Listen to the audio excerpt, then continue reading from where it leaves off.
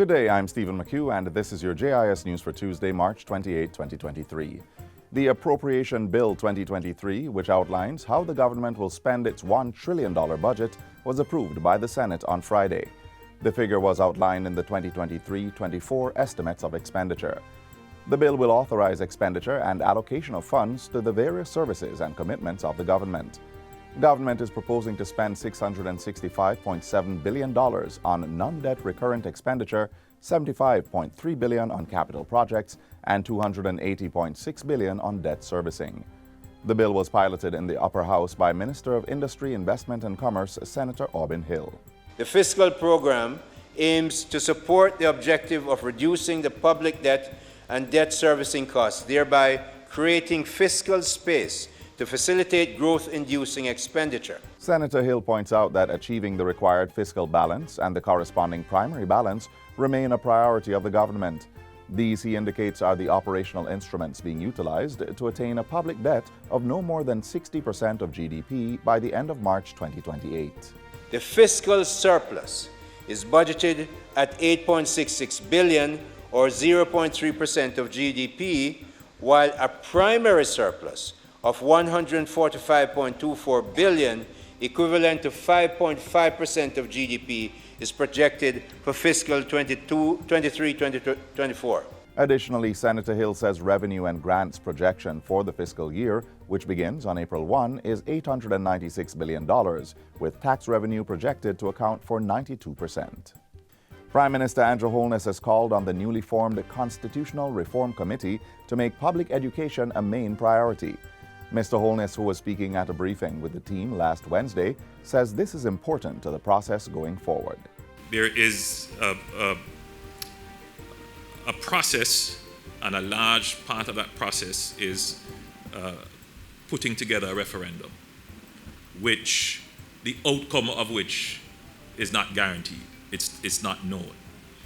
And therefore, public education, public engagement, and a consistent narrative is going to be so important in ensuring that the public participates at the level required, meaning the turnout that is required, and that there is an understanding of the process, that people know why they are voting and what it is that will be achieved by their vote. Mr. Holness says part of the committee's responsibility will be to assist with the design of the referendum process. It includes drafting the questions that will be placed on the ballot and educating the public on the integral role they will play in Jamaica's transition to a republic. The Prime Minister has pledged his commitment to the process. As Prime Minister, I take direct ownership of the reform of the Constitution of Jamaica. My continued pledge to Jamaica is effective governance supported by conscientious, thoughtful, efficient, and effectively crafted policy in the best interest of Jamaica. The 12-member committee is co-chaired by the Minister of Legal and Constitutional Affairs, Marlene Malahoo Fort, and Ambassador Rocky Mead. The Ministry of Tourism is conducting public consultations ahead of presenting its Destination Assurance Framework and Strategy to Parliament for approval as a white paper. The policy will focus on issues such as visitor harassment, public order, and proper solid waste management practices. Portfolio Minister Edmund Bartlett had the first set of consultations with tourism stakeholders from Hanover and Westmoreland last week in Negril. Minister Bartlett says the destination assurance policy is to deliver to visitors the promise of a safe, secure, and seamless experience. We want you to appreciate that building this destination assurance is a signal driver for tourism development and improvement in your area. The tourism minister says Jamaica will be the first country in the world to have a destination assurance policy. So we established a team across the island that we call Destination Assurance Counselors. And we established a destination manager for each destination within Jamaica. And on these destination advisory councils, we have persons from all these touch points I mentioned: health, security, fire, environmental, you name it. And they would meet once a month to look at all these factors that are now important to make the destination safe and secure. 11 new motor vehicles have been added to the fleet of the Department of Correctional Services, DCS, as part of measures to bolster its operational capacity. The units were acquired at a total cost of $84.5 million. They include 4 sport utility vehicles, 2 pickup vans, 1 truck, 1 panel van, and 3 minivans. The vehicles will be used to transport staff members and inmates to health facilities and other locations, as well as deliver food and other items across the DCS network. State Minister for National Security Xavier Main says the acquisition is part of the overall modernization of the DCS to improve service delivery.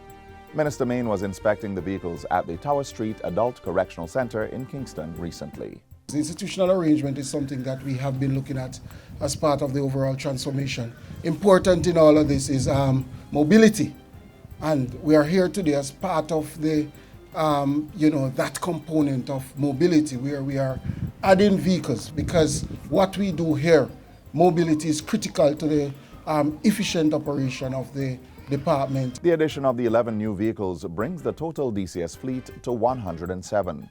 The department comprises 7 adult correctional centers, 1 adult remand center, 4 juvenile centers, and 17 community service or probation offices. Director General of the Office of Disaster Preparedness and Emergency Management, ODPEM, Richard Thompson, is imploring Jamaicans to continue implementing major earthquake preparedness measures, especially when building infrastructure. He was addressing a recent JIS think tank. From the engineering standpoint, we have to ensure that we're hardening our infrastructure and that we are building earthquake-ready infrastructure, especially our buildings. We have seen where we have had a proliferation of high-rise buildings in country.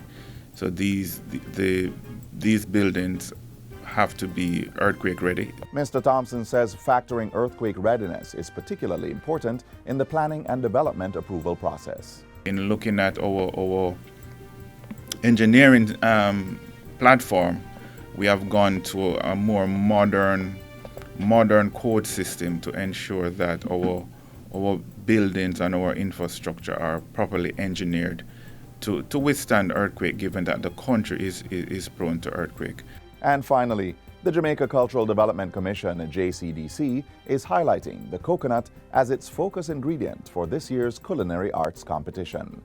Pointing out that there are many traditional foods made with the coconut, Acting Executive Director of the JCDC, Marjorie Leyden-Curtin, says the Commission is seeking to promote creative dishes using the local produce. We want to see what unique things you can create this year in the culinary, and that is the coconut, the good old coconut.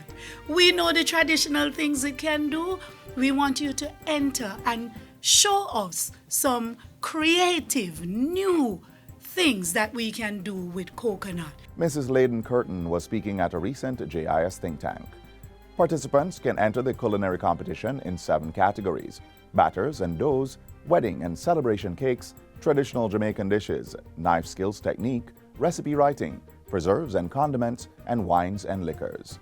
Persons may register and submit entries online via the Commission's website, jcdc.gov.jm, or visit any of the 14 JCDC parish offices island-wide. The deadline for entries is Friday, April 28, 2023. Participants will compete for gold, silver, and bronze medals, merit certificates, cash incentives, and trophies from sponsors. And that's it for JIS News Today. I'm Stephen McHugh. Thanks for watching.